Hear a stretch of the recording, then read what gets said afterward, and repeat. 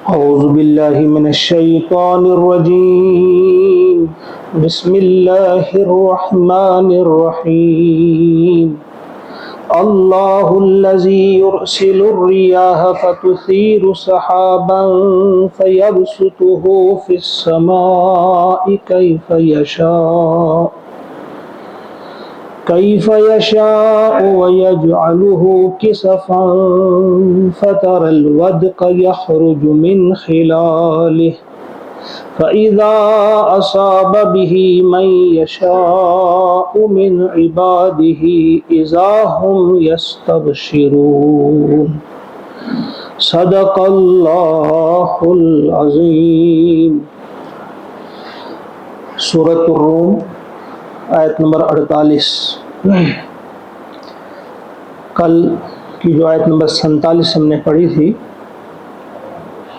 اس میں اللہ تبارک و تعالیٰ نے مجرموں کے بارے میں فرمایا تھا کہ رسولوں کے معجزات دیکھ کر، آیات آفاقیہ انفسیہ دیکھ کر، اور اس کے بعد رسولوں کی پاک زندگی دیکھ کر بھی، ان کی پاک سیرت کو جاننے کے باوجود بھی جب انہوں نے انکار کیا رسولوں کو ماننے سے، تو ہم نے انتقام لیا.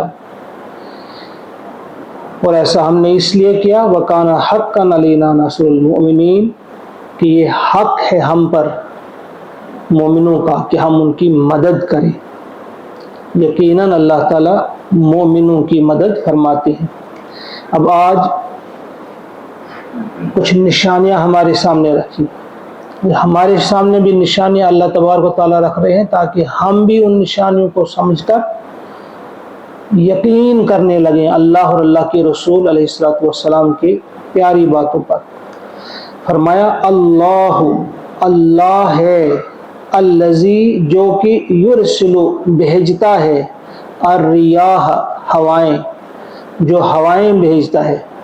اکثر آپ دیکھیں گے قرآن پاک میں جہاں ریاح ہے یعنی جمع کا صیغہ استعمال ہوا ہے، ریاح وہ گڈ سینس میں استعمال ہوا ہے یعنی فائدے والی ہوائیں. جہاں ریح استعمال ہوا ہے واحد میں ریح، تو وہ عذاب والی ہوا، نقصان والی ہوا کا ذکر ہے. آگے وہ بھی آئے گا اسی آیت میں، اگلی آیت میں. فرمایا اللہ ہی ہے جو بھیجتا ہے ہوائیں، فتثیر، تو وہ ابھارتی ہیں، تو وہ اٹھا لاتی ہیں، سحاباً، بادلوں کو. اللہ تعالیٰ ہوائیں بھیجتا ہے، وہ بادل اٹھا کر لے آتی ہیں، ابھارتی ہیں بادلوں کو. فیبسط، پھر وہ یعنی اللہ تعالیٰ یبسطہ، ان بادلوں کو پھیلاتا ہے، فی السماء، آسمان میں، کیف یشاء، جیسے وہ چاہتا ہے، ویجعلہ، اور انہیں کر دیتا ہے، اس بادل کو کر دیتا ہے وہ کسفن، ٹکڑے ٹکڑے، یا تہ بتہ، ان کو. یہ مضمون پہلے بھی آئے، ہم نے پڑھا ہے، تفصیل وہاں میں نے بیان کی تھی اس وقت. فتر الودق، پھر تم دیکھتے ہو کہ بارش، یخرج، نکلتی ہے، من خلال ہی، اس کے درمیان سے. یعنی مثال ہمارے سامنے رکھی، بادلوں کی مثال رکھی کہ ہوائیں کیسے بادلوں کو لاتی ہیں، پھر کس طرح سے اللہ تعالیٰ انہیں پھیلاتا ہے، پھر انہیں تہ بتہ کرتا ہے، پھر ان کے بیچ میں سے، ان کے درمیان میں سے کس طرح سے بارش کے قطرے ٹپکتے ہیں، مہ برستا ہے. فَإِذَا، پس جب، پھر جب، أَصَابَ بِهِ، پہنچا دیتا ہے اسے اللہ تعالیٰ، مَن يَشَاءُ مِنْ عِبَادِهِ، اپنے بندوں میں سے جس تک وہ چاہتا ہے، یعنی جس تک وہ اس بارش کا فائدہ پہنچانا چاہتا ہے، جہاں جہاں وہ برسانا چاہتا ہے وہاں برساتا ہے اللہ تعالیٰ. اذا ہم، تو اچانک کیا ہوتا ہے، وہ سب یستبشرون، خوشیاں منانے لگتے ہیں. یعنی اس چیز کا اندازہ ان لوگوں کو زیادہ ہوگا جہاں یہ نہریں وغیرہ نہیں ہوتی سینچائی کے لیے، آبپاشی کے لیے جہاں نہریں نہیں ہوتی، جہاں مکمل دار و مدار ہوتا ہے بارشوں پر، ان کی فصلیں بنے گی جب بارش آئے گی. تو جب وہ آثار نہیں دیکھتے، بادلوں کے آثار نہیں دیکھتے، اور وہ انتہائی مایوس ہو چکے ہوتے ہیں کہ بس اب تو قحط سالی نے ہمیں آ لیا، ہماری ساری محنت ضائع ہو گئی۔ اچانک دیکھتے ہیں کہ ہوا آ جاتی ہے، بادل آ جاتے ہیں، اور بادل جب برستے ہیں تو انتہا درجے کی خوشی انہیں ہو جاتی ہے، یعنی اچانک اذا ہم یستبشرون، وہ خوشیاں منانے لگتے ہیں۔ وَإِن كَانُوا، اور اگرچہ وہ تھے، من قبل ان ينزل علیہم من قبلہ لمبلسین، اگرچہ اس کے نازل ہونے سے پہلے، بارش کے اترنے سے پہلے، بارش برسنے سے پہلے کیا تھے وہ؟ لمبلسین، بالکل مایوس ہو چکے تھے۔ لیکن جو ہی پھر بارش برستی ہے تو کس طرح سے وہ خوشیاں منانے لگتے ہیں۔ فانظر، بس دیکھ لو ذرا، الی آثار رحمت اللہ، اللہ کی رحمت کے آثار، اللہ تعالیٰ کی رحمت کے اثرات دیکھ لو ذرا۔ کیف، کیسے، یحیی الارض، یحیی وہ زندگی بخشتا ہے، الارض زمین کو، کیسے وہ زندہ کرتا ہے زمین کو، بعد موتہا اس کی موت کے بعد۔ ان ذالک، بے شک وہی، لمحیی الموتیٰ، وہی زندہ کرنے والا ہے مردوں کو، وہو علی کل شیء قدیر، اور وہ ہر چیز پر قادر ہے۔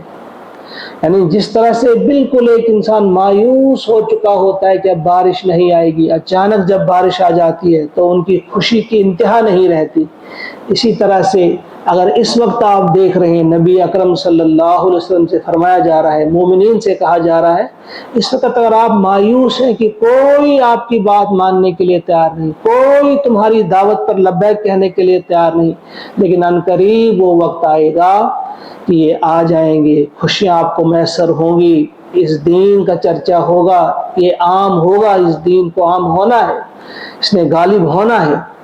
اب دیکھیں گے یہاں جو جس کنٹیکسٹ میں یہ بات آئی ہے، پہلے بارش کی بات پھر نبوت کی، تو دراصل اس میں وجہ یہ ہے، ہمیں سمجھ لینی چاہیے اچھی طرح سے۔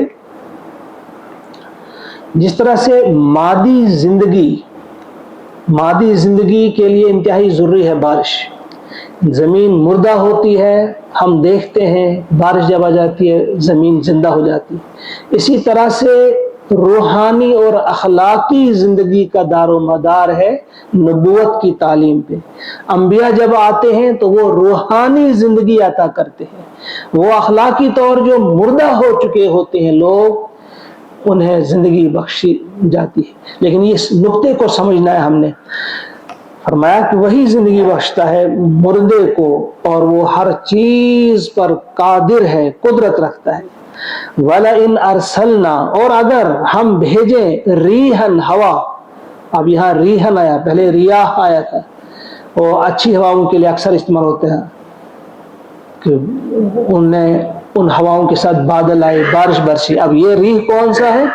اور اگر ہم بھیجیں ایک ایسی ہوا، فَرَأَوْهُ، پس وہ دیکھیں، پھر وہ اسے دیکھیں، مصفرن، کہ وہ زرد شدہ ہے، یعنی ایسی ہوا ہم بھیجیں کہ لہلہاتی ہوئی فصلوں کو وہ جلا دے۔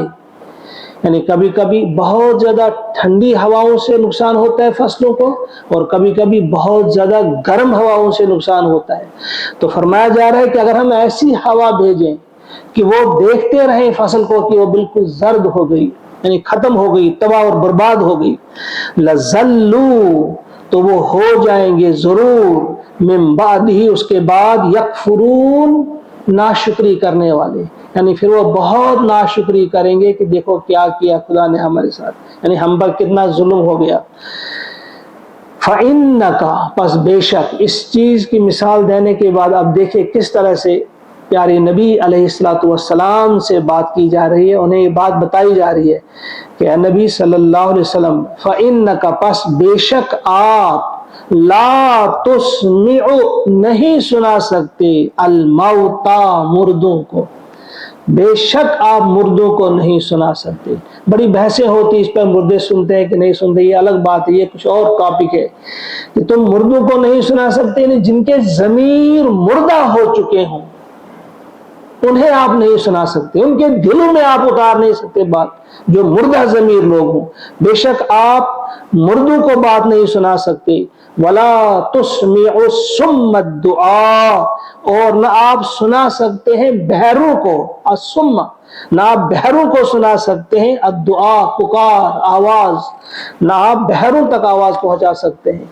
इज़ा, खुसूसन जब वल्लव, वो फिर जाएं, मुदबिरीन, पीठ फेर कर। यानी बहरा इंसान अगर कोई हो, अगर वो आप ही की तरफ मुंह करके हो तो इशारों से कुछ न कुछ आप उसे समझा सकते, लेकिन बहरा भी हो और फिर मुंह फेर कर जा रहा हो, आपकी तरफ से मुंह फेर ले, फिर आप उसे कैसे सुना सकते हैं? जैसी मिसाल है अगर हम समझेंगे तो फरमाया जा रहा है कि न तो आप मुर्दों को सुना सकते हैं जिनके ज़मीर मुर्दा हो चुके हों, न आप बहरों को सुना सकते हैं जिनके दिल के कान बहरे हो चुके हों। ऐसे तो सुन रहे हो लेकिन दिल के कानों से नहीं सुन रहे हैं, उनको भी आप नहीं सुना सकते। आपकी दावत का उन पर असर नहीं हो सकता, आपकी दावत पे वो लबैक कहने के लिए तैयार ही नहीं होंगे, क्योंकि उन्होंने कुफ्र कर करके अपने दिल के कानों को बहरा कर दिया है। और आगे वमा अंता, और नहीं आप, और आप नहीं बिहादिल उम्मी, बिहादी, हादी होता है हिदायत दे सकते हैं, ये अंधे को, ना आप अंधे को हिदायत दे सकते हैं, अन ज़लालतिहिम, जलालत से हटाकर, उसे गुमराही से मोड़कर आप हिदायत के रास्ते पर नहीं ला सकते। किसे? अंधे को। यहां भी अंधे से मुराद कौन है? दिल का अंधा। यानी जिस तरह दिल के कानों का जो बहरा है उसे आप सुना नहीं सकते, इसी तरह से जो दिल की आंख का अंधा हो, जिसकी दिल की आंखें अंधी हो चुकी हो, उनको भी आप हिदायत के रास्ते पे नहीं ला सकते, वो नहीं आ सकते। यहाँ इन तुस्मिउ, नहीं आप सुना सकते, इल्ला, मगर। मैंने कहा था ये इन है, अभी पीछे इसके बाद हमने अगर पढ़ा, इन का एक माने होता है नहीं भी, जब इसके बाद इल्ला आए, ये आपने याद रखना है। इन तुस्मिउ, नहीं सुना सकते आप, इल्ला, मगर। किसको? मैं युमिनु, जो ईमान लाता है, बि आयातिना, हमारी आयात पर, फहुम, बस वो मुस्लिमून, फर्मा बरदार बन जाते हैं, सरे तस्लीम खम कर देते हैं।